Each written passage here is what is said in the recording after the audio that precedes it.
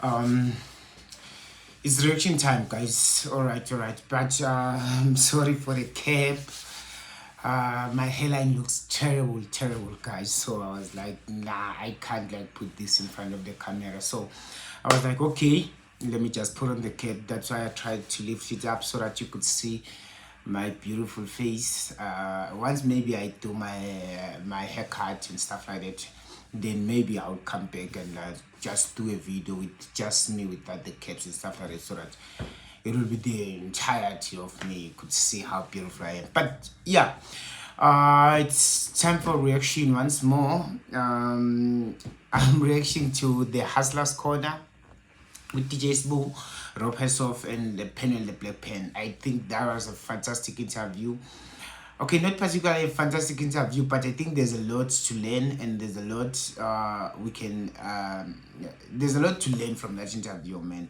So I wouldn't say it's because DJ Sbu is a great interviewer and stuff like that, because a lot of these guys are just damn sucking. But yeah. So, but I wouldn't be reacting to the entire video, guys. I'll be reacting to a part of the video, because the first part of the video, I feel like that's just them sucking dick off each other. So I was like, I wouldn't like get into that. But I think there's a lot to learn from the first part as well. I'm not saying because I'm not reacting to the first part of the video, it's because it sucks, it's weightless and stuff like that. But I feel like for me, for what I want to react to, it's not part of the first part of the video. So if you want to learn a lot about, especially about networking, entrepreneurship, connections and stuff like that, just go back to the first part. Just go to the entire interview, then just watch the entire interview. I think you guys can learn a lot from the first part of the interview, as much as I've learned a lot from it.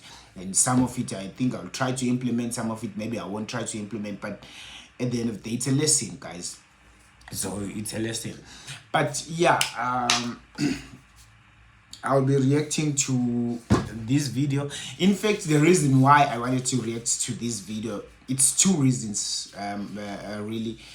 The first part is because right now there's a racial division in the country, South Africa, and I've got my reasons why I think there's that racial division, but I wouldn't want to diverge to them just now. Maybe at a later stage, or maybe on a different video, I'll diverge much onto why I think there's a racial division in the country right now. But yeah, I think for the most part, a lot of us will recognize that blacks versus these blacks versus white in the country lately, of which were people like Nota, especially people who've got platforms.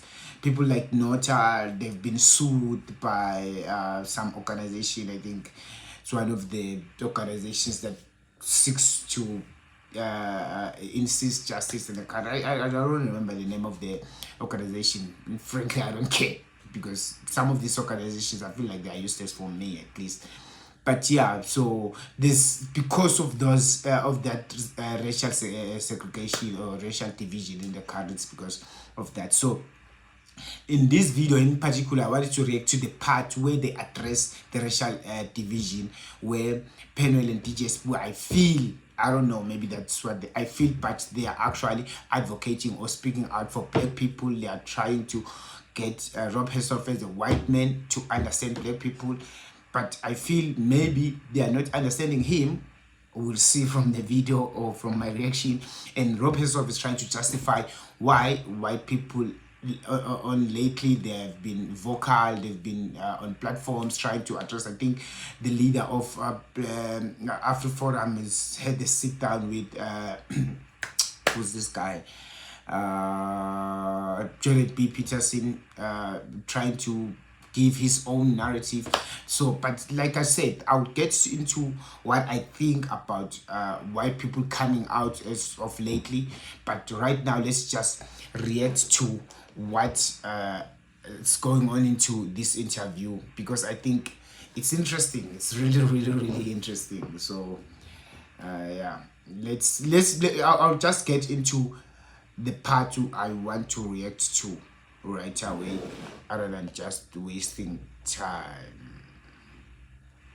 I think I need my earphones. Yeah, pardon me. You know, I always forget these earphones before I set up everything. Like I would set up everything and just forget these earphones. Let me just shut this down. Then we can rock and roll.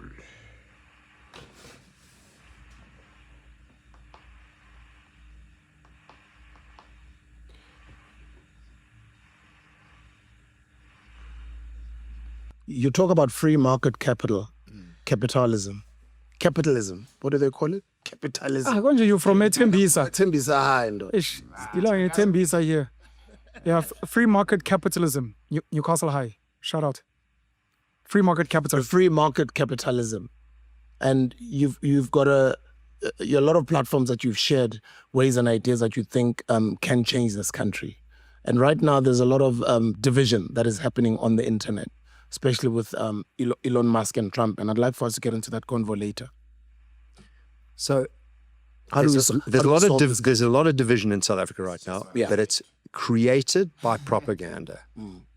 You know, South Africans are, in the main, conservative, Christian, church-going, good people that want a better life for their family. And South Africans are capitalists. I mean, you're a capitalist. Your business is pure capitalism. Your business is capitalism. We are natural capitalists. There's no one more capitalist than a spaza shop owner and a South African taxi driver. You know, they're going down the outside lane to get back to pick up more people as quickly as possible. It's about building businesses, making money, and getting the government out of the way. And recently, there's been a lot of blame called whiteness, colonialism, apartheid, and it's nonsense. It's ANC Youth League and MK propaganda and EFF propaganda. The ANC doesn't want to take responsibility for the last 10 years of wrecking this country. So what do? They blame whiteness, apartheid, colonialism. You know what? I think I would need to take some notes because already I've got so much to say about just this one piece that Rob Herssove has shared already, and I feel like I would need to take some notes so that I wouldn't lose my thoughts and stuff like that. So let me just pause a little bit and get a pen and a paper so that I could take some notes. All right, let me just continue taking notes.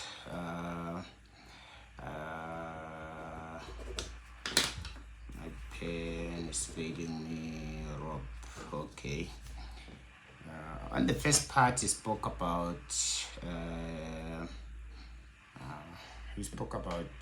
capitalism, free market capitalism.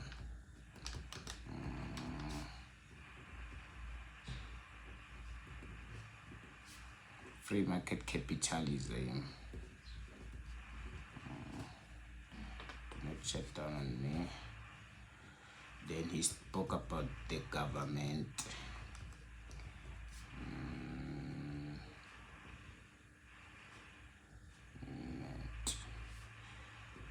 Then under free market capitalism, so this market here, then we have do not shut down, we have, bear with me guys please, we've got demand,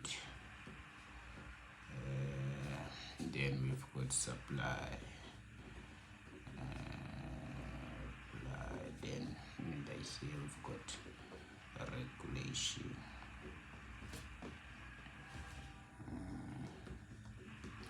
So yeah, let's continue.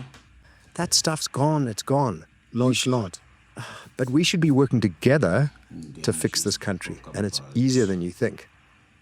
We just need, let's call it the GNU, okay?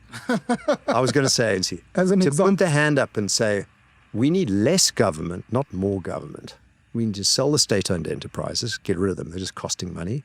And let's let entrepreneurs like Mzakes free to build businesses. Let's take the red tape out of the way, the regulation out of the way. It's just government is getting in the way of fixing this country. Is it a good thing to sell state-owned enterprises, Mr. Penuel? There's not an easy answer to that. I just wanted to read the definition of free market capitalism for people that may not know. It's an economic system, this is very important, where private businesses own and control the factors of production with minimal government intervention, as Rob said, and where prices, production, and labor are determined by the forces of supply and demand. One of the reasons I have an issue with free market capitalism is because it's in the same WhatsApp group as democracy. It sounds very nice for people that are knowledgeable to promote it. Democracy is great, free market capitalism, but it's at the expense of those that are ignorant. And in a country where people are undereducated, not educated, it's very easy to exploit them because they don't understand these things. So it's like willing buyer, willing seller, but you don't know that your land is worth 50 million. You're just happy to get 10 cows for your land. But because I know that, I'm like, but it was a fair deal. So I struggle with free market capitalism and democracy for those reasons. Capitalism versus socialism, and I know this is a debate, but communism has never really existed in the world, at least with the end goal of saying no government. The whole idea of communism is community. The people own everything. What we've seen in China, the Soviet Union, is aggressive socialism with authoritarianism, where you've got a dictator who claims he's working for the people, ends up having a lot of power and sometimes bullying people and messing things up. The big fight is between capitalism and socialism. The problem with socialism that we have in the world today is those that claim to support socialism rely on capitalists to fund whatever projects that they have. If our state-owned enterprises in this country, SAA, the SABC, Transnet, Eskom, when we still had it, ISCO and the like, The ports, if they were running profitably and they were making money and government's like, we don't even need to tax you guys. Our SOEs are making such good money. SAPCs throughout Africa, we're expanding overseas. Eskom is supplying the whole of Africa. We've gone nuclear and we wouldn't need to tax ordinary people because government would be running the socialist agenda so well. The problem is specifically our government and many others. They use socialism to, number one, overhire unnecessarily bloated institutions. They use socialism to loot the institutions because it's one thing to say this is a state-owned enterprise. It's another thing to realize the Eskom, the people making the money are the private companies that are suppliers, which are capitalists. But you call it a socialist enterprise. And then after they've failed and they've made losses, then they want to tax the capitalists to come and bail them out, which is why capitalists get upset, and I understand. But should we be selling the SOEs? Ideally, no. But not under governments like ours. But in the same breath, I'm too scared to hand over our SOEs to private capital because I don't trust them either. If you look at their track record in this country, they complain about government, but they haven't given us proof of concept on how they do better. It's almost like the DA. Can I stop you here? Go for it. Can I stop him here? As he's just said, can you stop Penuel here?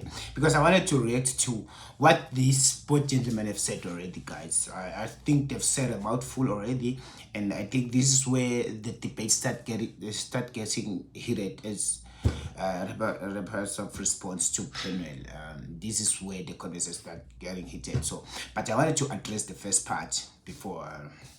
So I've taken down some notes, so if I'll be looking at at my notes, please pardon me, but I'll try to address, because I wanted to address almost everything that they've said so that I wouldn't refer back every now and then.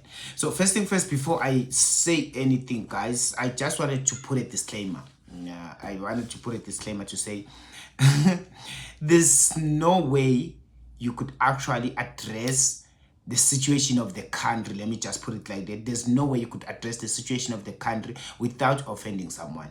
So even if you are talking about the situation of the country, even if maybe you're not doing anything about it, like we are just saying our piece, the one guarantee sure thing that's going to happen is that you are going to piss off someone. So guys, before I say anything to anyone right now, can we just agree on this, that I will piss off someone, whether it's a white person, whether it's a black person, whether it's a young person, whether it's a politician, whether it's a civil society, somebody, I will piss off someone, because they are different parts. It's like there are different players that play for the same team, and if we are going to address this issue, we are going to have to criticize one side over the other side, then come back and criticize the other side over the other side. So I am going to piss off someone.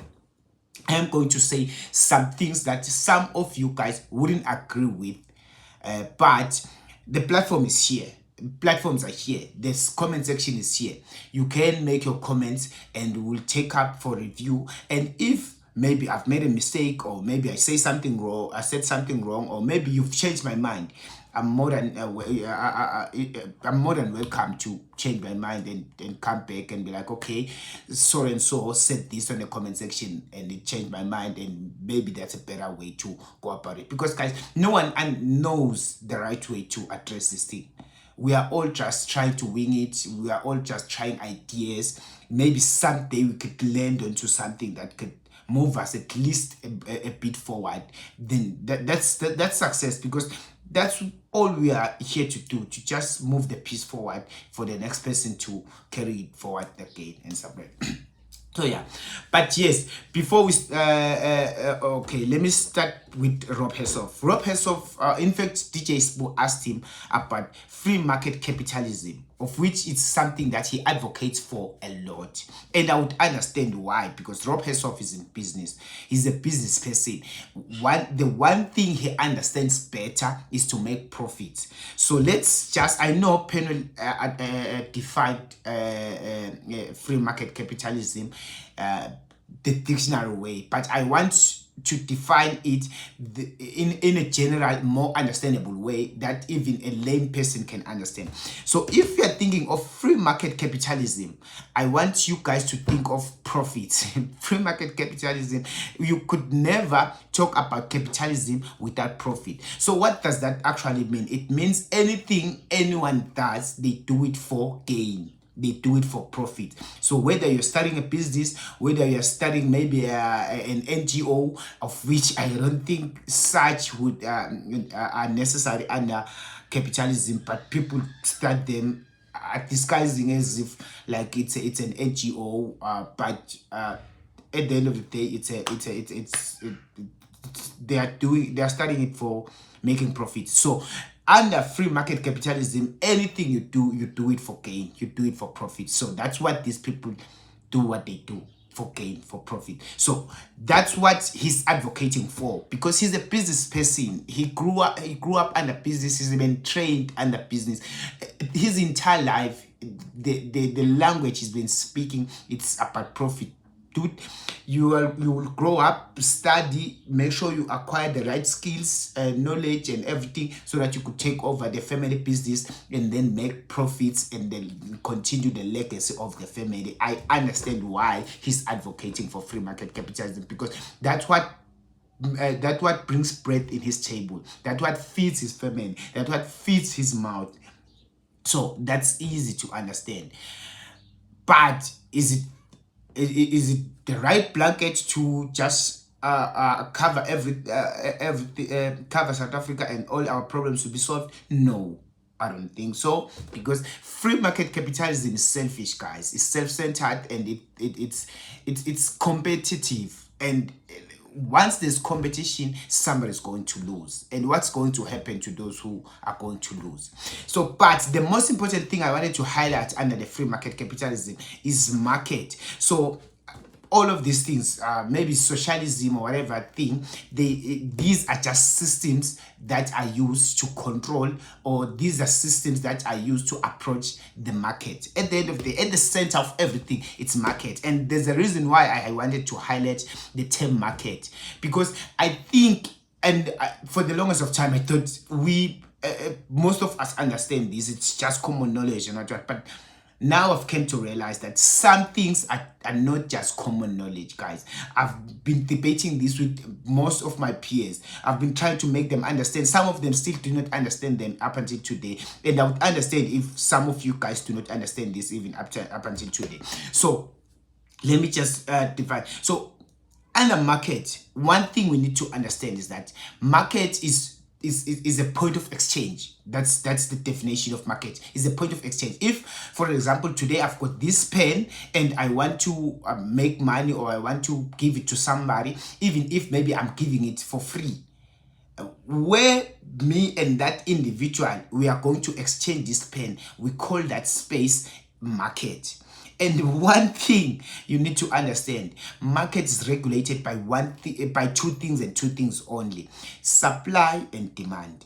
First, it has to be demand. So this pen has to be in demand. The person I'm going to give this pen has to have a need for this pen. That's demand, the need to use this pen, a need to have this pen. So you can't just go out there and be like, I'm going to look for a pen and I don't have a use for it. Why do you look for the pen? So you have to have a need for this pen, and that's important to understand the need to have this pen, because that's the drive for demand. Then after that, once you have the drive to demand the pen, you have to demand from somebody, and that somebody has to have the pen.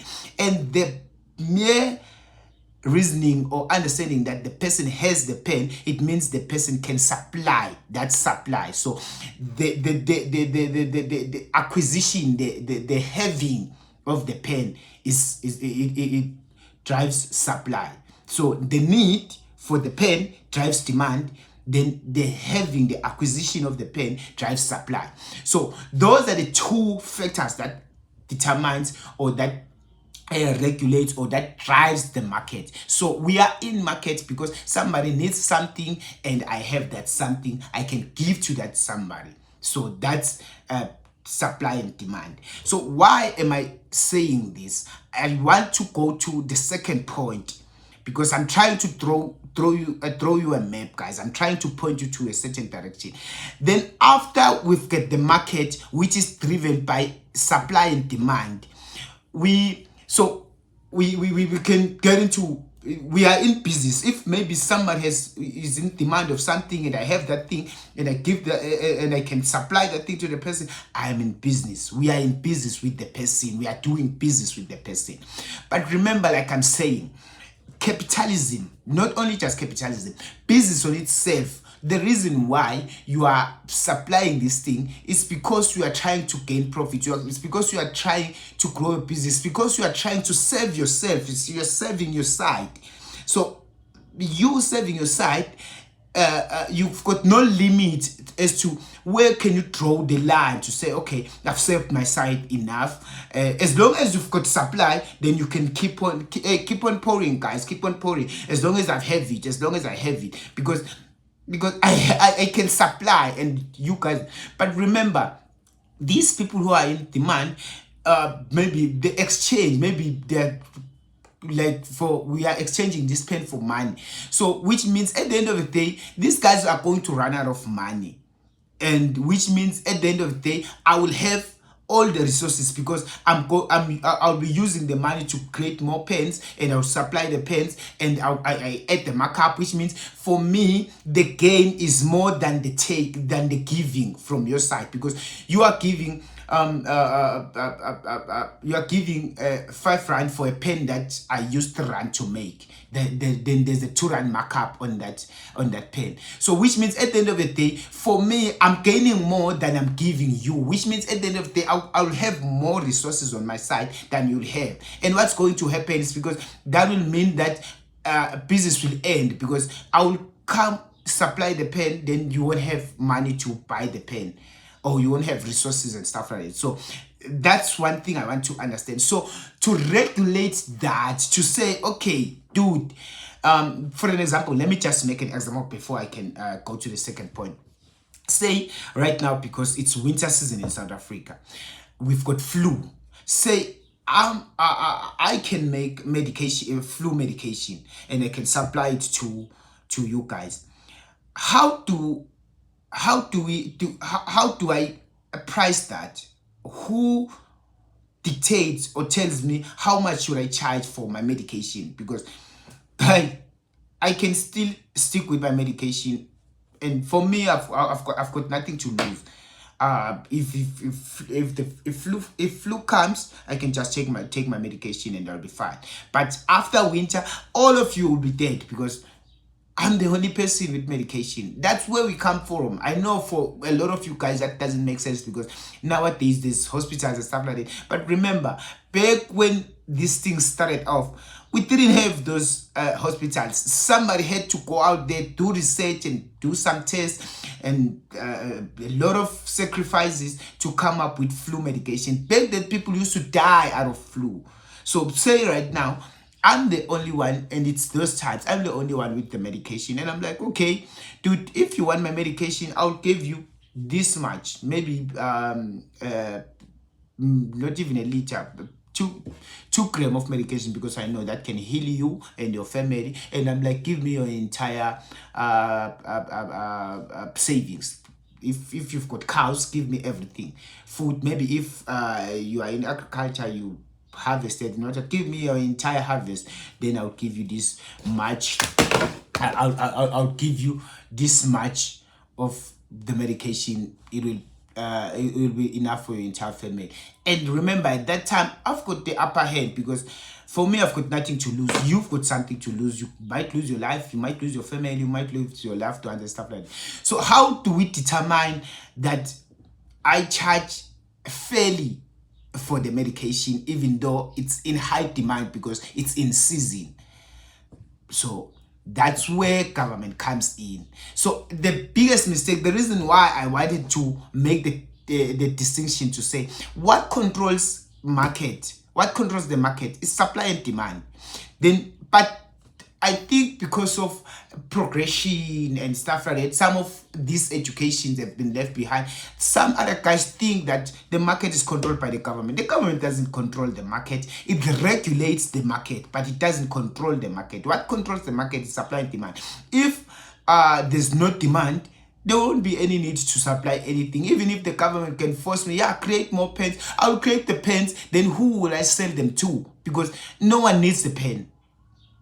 Then the government comes in to regulate, to say, guy, you cannot be unfair with your commodity. You cannot be unfair with your with whatever you have in possession, because it's in demand. Because remember, right now we are in winter. Maybe we are in need of your medication, but we will pass winter. Afterwards, there will come summer.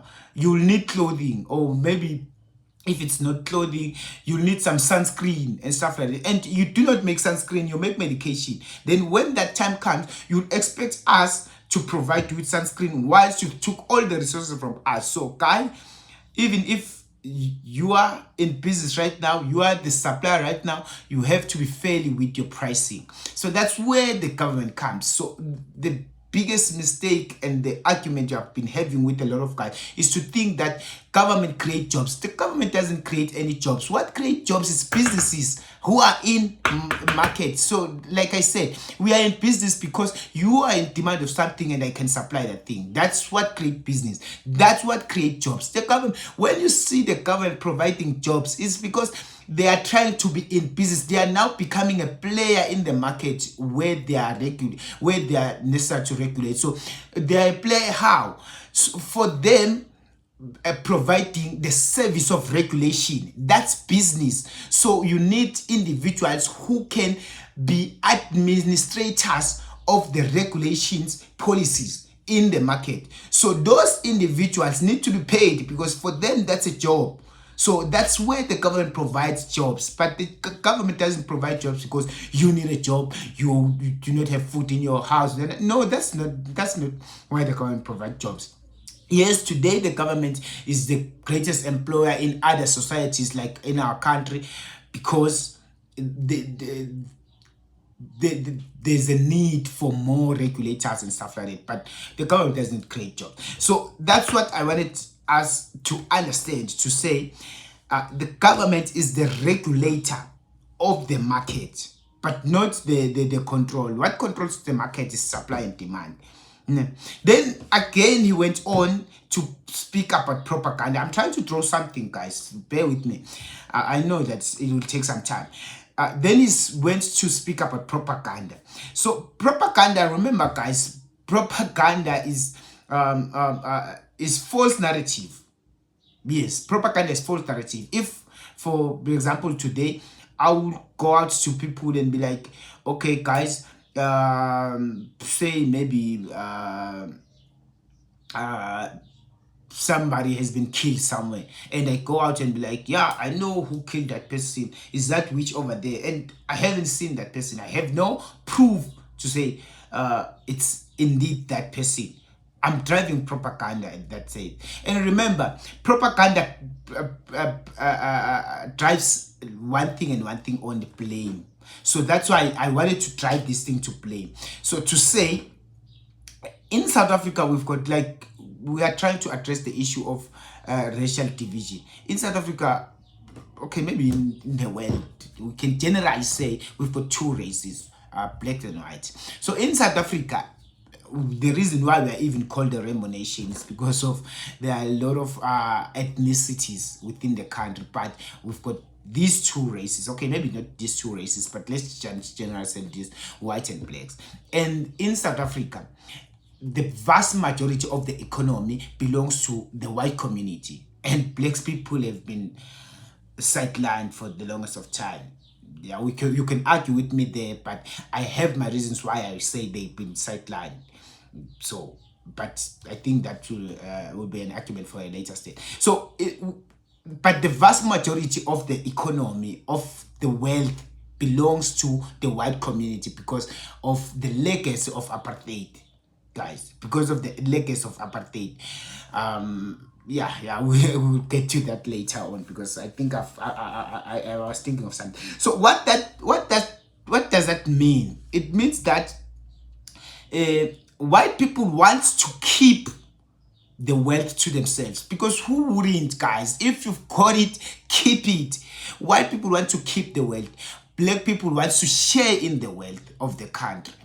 And in them doing that, so they want to drive a narrative. They want to drive an idea to say, because of the legacy of apartheid, that's why we do not have a share in the wealth. White people share with us, and that's their propaganda. That's why I'm saying, so that's a propaganda, guys. Let me just put it like that. I will give the reasons later on why I'm saying that's a propaganda. So the propaganda of black people is to say, because of the legacy of apartheid. So that's why I was saying blame. So black people blame apartheid for why they are where they are. That's partly true, but somewhat arguably you could easily say that's not true. That's why I'm saying that's a propaganda. And white people blame politicians. White people blame the system, the government, to say the reason why black people are where they are, the reason why we have this word is because we didn't want to rely on the politicians. We actually stood up and wanted to do something about our situation. And that's why we are where we are. We have created business. We are in business. Every day we make sure that we go out there and we work. And trust me, you guys, white people work. You could argue with me on that, but I've worked with these people side by side. I've worked in I'm in the private space, guys. I work with white people. Those people work, guys. They tirelessly work, those people. So, but I'm saying this is propaganda because, like I said before, partly the reason why black people are where they are, it's because of apartheid. So you can't like take the entire blame and say, yeah, black people are where they are because of politicians. No, apartheid did something. Apartheid had a huge hand in the reason why we are in the predicament we are in as the country right now. So you can't literally absorb yourself and be like, no, apartheid, yeah. So that's the propaganda. That's their propaganda. White people's propaganda is to say it's the politicians, guys. The reason why you are where you are is because of the politicians. Black people are saying it's because of apartheid.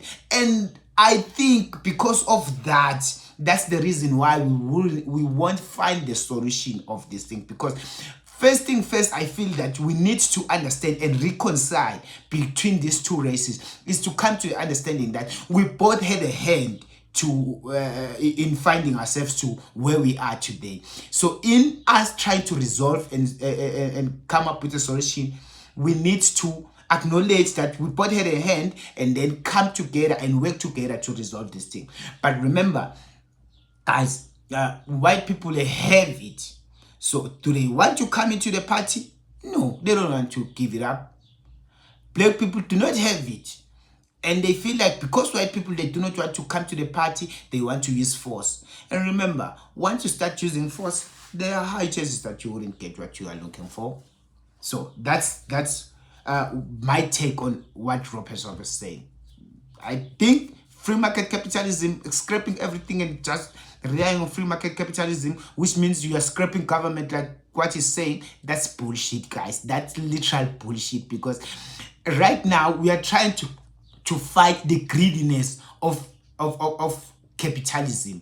And you are saying let's relinquish everything to free market capitalism. How worse do you want the situation to get? Huh? Because already capitalism enforces competition, and where there's competition there are winners and losers. What will happen to the losers? Because maybe it won't be black people like he thinks, it will be white people. Then should we clap hands if black people are now have the economy to themselves and white people are not benefiting? No, that's not what we want. That's not the solution we are looking for. So putting everything to free market capitalism is just crazy, guys. He's just crazy with that. And understanding the role of government.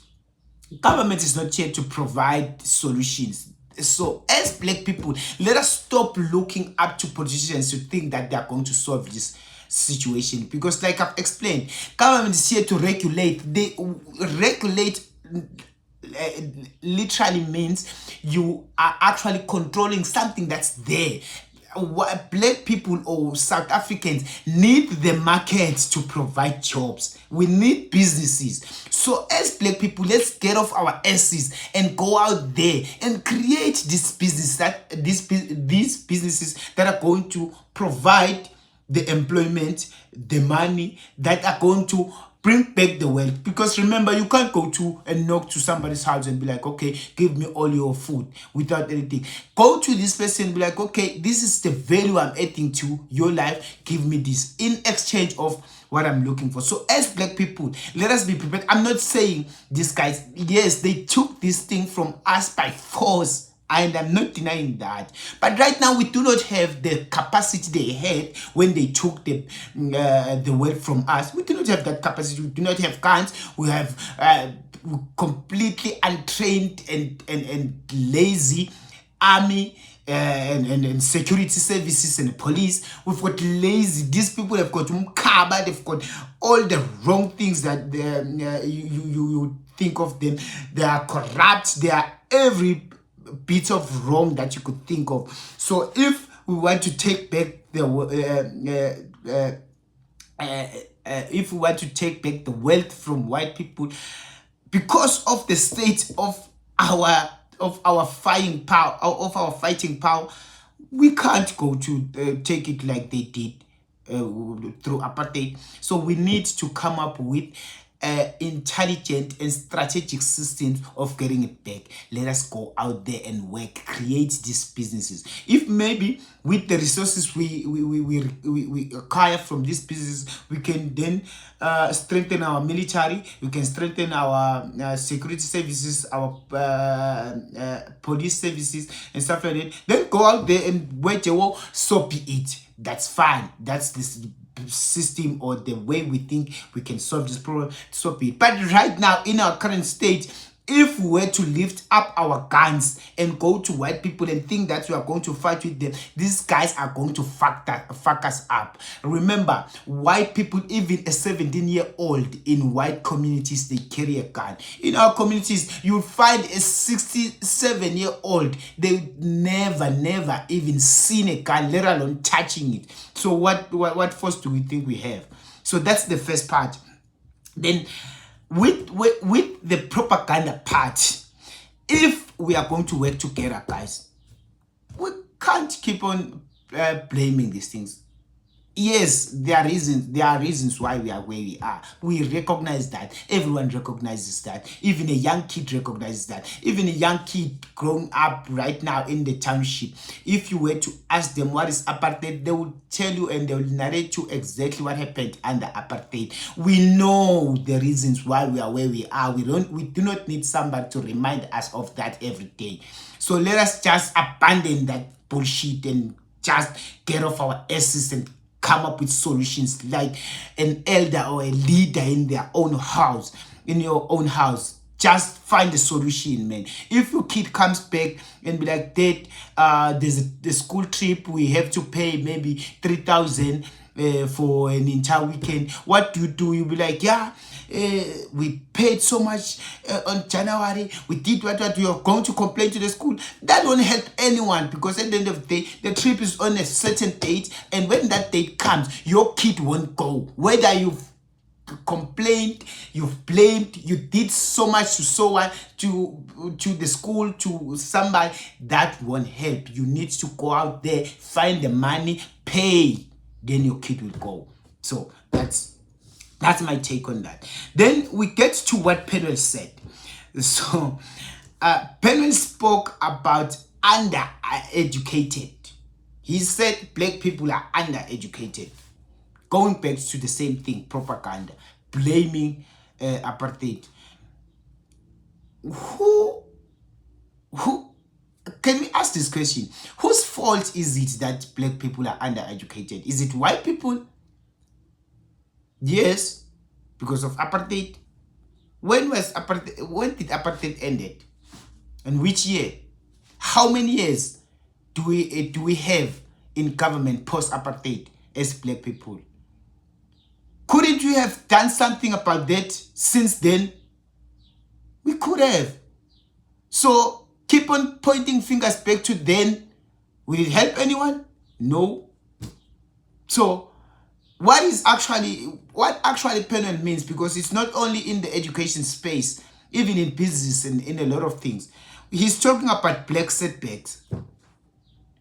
Black people have been set back because of apartheid. That's not, we can't deny that. That's not, you can't even argue that. Black people have been grossly set back because of apartheid. Our land have been taken from us. A lot of things have been taken from black people. But can we still, even today, after 30 years in government, can we still blame that? Nah, guys. Nah. Some things have to have an expiry date at some point. I think this is a trump card that politicians play when they want votes. Every now and then they play this card because they know that we are going to resonate with it.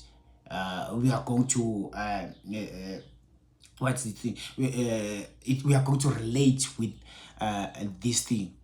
It's good to blame, guys. It's nice to blame, to just sit back and exonerate yourself and be like, I won't do anything. Then I can always just point fingers. The reason why. But guys, does that help anyone? No. So we can, like, I'm not saying it's not a fact. It's true that black people have been set back. But guys, no. At a certain point, we need to just get off our our asses and do something. China have been set back for the longest of time, even far longer than South Africa. But today, America is waging war against China because China rose up. They stood up and they went out there and took a handle of the situation. Then they came up with solutions. Today, China is a force to be reckoned with. Even America recognizes that. Why couldn't we have done that? Because this is the hub of natural resources. We have gold. We have everything in Africa. Then why haven't we changed our situation? It's because we are lazy. Black people are lazy. Black people are lazy. And I'm going to say it because I'm a black person. I'm going to say it. Black people are lazy. And for the longest of time, black people, it's not only the new generation. Even back then, The only thing that that pushes and forces a black person to take action is fire under them. The reason why they took action under apartheid is because there was fire under them. How could you sit back and watch whilst a person takes the greatest resource you have, the land, and you sit back for the longest of time up until you had no power and no strength to fight back? When this person started speaking or negotiating or mentioning the land, you should have said no, stop it right there. This is the one resource that has been keeping our society together, that has been feeding our society for the longest of time. Even if we didn't know about the natural resource, the gold, silver, diamonds, and everything that's in this world, how rich our soil is, but still we used to do agriculture. We used to farm this land. This is the one commodity. This is the one resource that fed our people for the longest of time. Then how could you sit back and it's because we are lazy, and our way of raising men, it's a lazy mentality. We raise men to be lazy, to sit there and watch their wives while they do all the hard work and be like, yeah, I'm a man, I will read a newspaper, or sit back and read a newspaper like this. Whilst the wife does all the hard work in the house, she cleans, she cooks, she provides everything. You just go out there. Even like men actually drag women out of the house and go and help them in the field, while they come back and sit on the sofa while the wife is cooking out there. It's because we are lazy. We need to do away with that thing.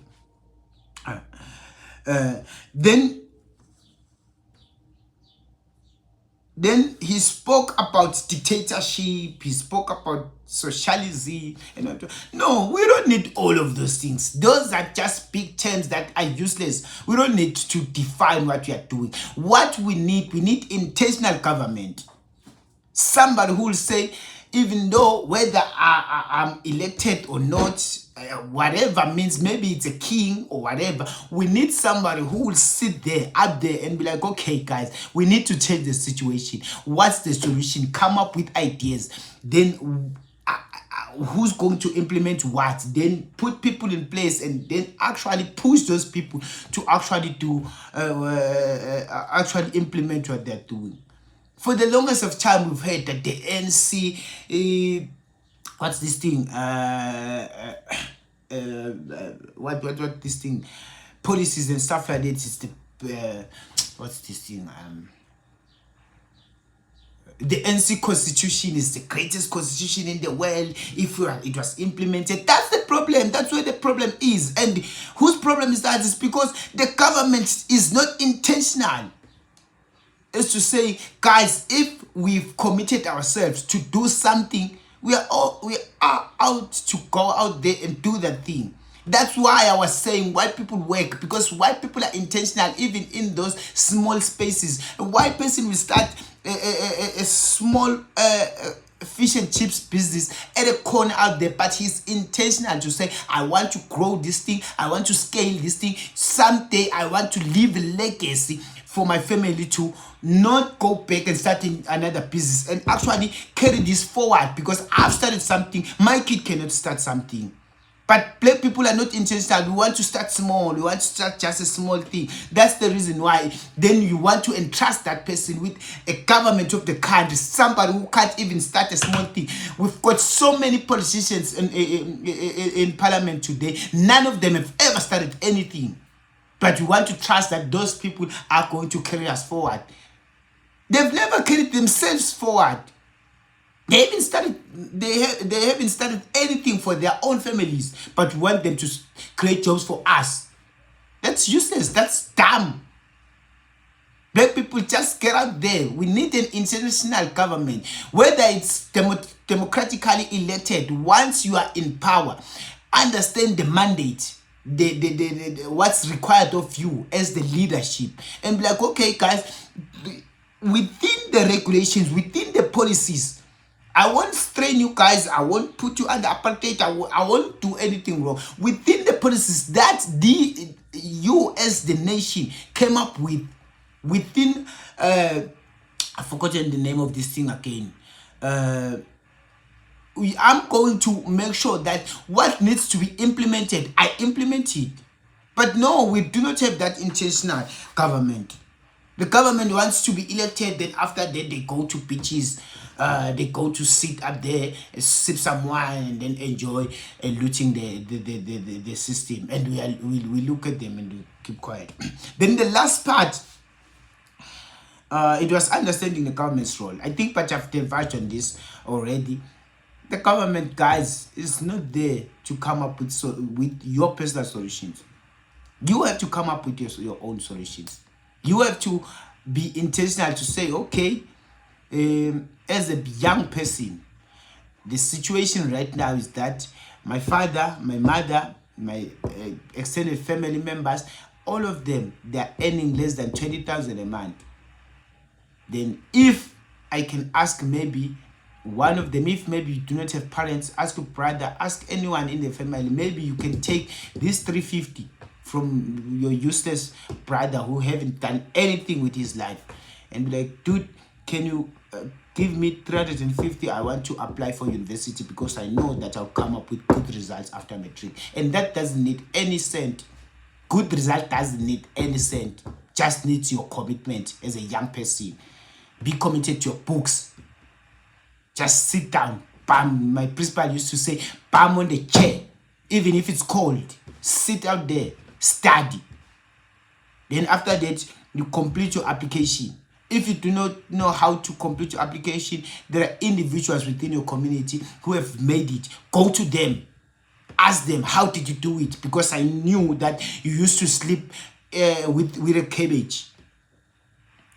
Today, you are a teacher. Today, you are, okay, police people are useless because those people have got just grade 12. Today, you are a doctor, you are a nurse, you are something in society. How did you do it? They will tell you. Some of those guys have been into multiple universities in this country. Name them, they've been there or they've tried to get into there. They know the system, how to get into there. They know what stopped them. They will tell you. This is the reason why I couldn't get into this university. If you want to get to vets, these are the results that are required. If you want to get to UCT, these are the results that are required. If you want to be like the rest of us, go to UNISA, go to University of Limpopo, go to University of Mpumalanga, go to UJ, go to UP. All of these universities, University of KwaZulu-Natal, all of these universities, these are the results that are required to get into those institutions. After that, get your paper, go out there, find a job, look for a job, find a job. Even if it needs, it requires you to go to the very same white people, beg them for a job and show them what you have, show them your commitment. They will give you a job. Be patient in that job, even if they are paying you 3,000 every month for 5 years. Stick it through. Someday they'll recognize your paper. They'll put you somewhere. You'll earn that 20,000. You'll earn something. You'll start something. Start a business. If maybe you don't want a complicated business, build some rooms. There are high schools around you. Build some rooms around there. There are kids who are coming from far away families or homes. They would need accommodation in your space. Even if maybe they are paying 800 rand, are paying 500 rand. If you build 10 rooms for 500 rand, that's 500 rand times 10. You are making an income. You are in business. You are providing supply where there's demand. Then from there, be intentional to say, okay, I don't want to end here. If maybe you feel like you've got enough capital, maybe you want to approach the bank, go and approach the bank, use the same rooms as collateral, then go and build your rooms somewhere around, go build your accommodation somewhere around any of the universities you've been to. Then there, NSFAS pays for a single room. When I was a teacher, I used to pay 2,500. I don't know, maybe it has went up now. Then 2,000 rand for 2.5 every month for 10 rooms. That's a huge, a whole lot of money. Then after that, maybe you start, before you can start discussing this thing of fund me, help me, writing business proposals and what. That things are useless, guys. But yeah, that's my take up to so far on the interview. Then we will continue afterwards with what's remaining. Thank you, guys.